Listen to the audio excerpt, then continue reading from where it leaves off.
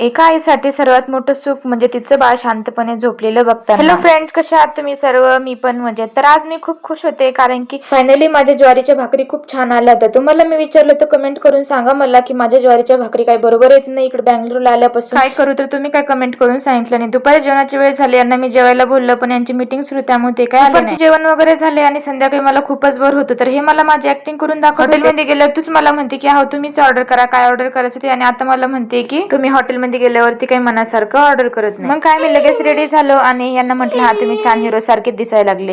लगेच आम्ही पोहोचलो हॉटेलमध्ये. एक मेनू हातात घेतल्याबरोबर दिसला इडली डोसाचं चित्र. म्हटलं अरे हे काय, आम्ही दोघं पण हसायला लागलो. इथं आम्ही ऑर्डर केलं पनीर कबाब, साऊथ इंडियन थाळी आणि एक अयोध्या बिर्याणी म्हणून असं होतं. व्हेज बिर्याणी खरंच खूप छान होती, टेस्ट वगैरे छान एन्जॉय केलं. आणि हे बघा संख्येच्या याच्या मधला खात होता गुलाबजामुन, त्याला पण खूप आवडलेला होता आणि तो इकडे तिकडे इतका खेळत होता ना भरपूर. मग काय त्यानंतर डेझर्ट मध्ये घेतलं होती यांनी फालुदा. यांचा फालुदा खूप फेवरेट आहे बरं का. चला आजच्यासाठी एवढंच, भेटूया नेक्स्ट व्लॉग मध्ये. Bye bye. लाईक आणि सबस्क्राईब करा.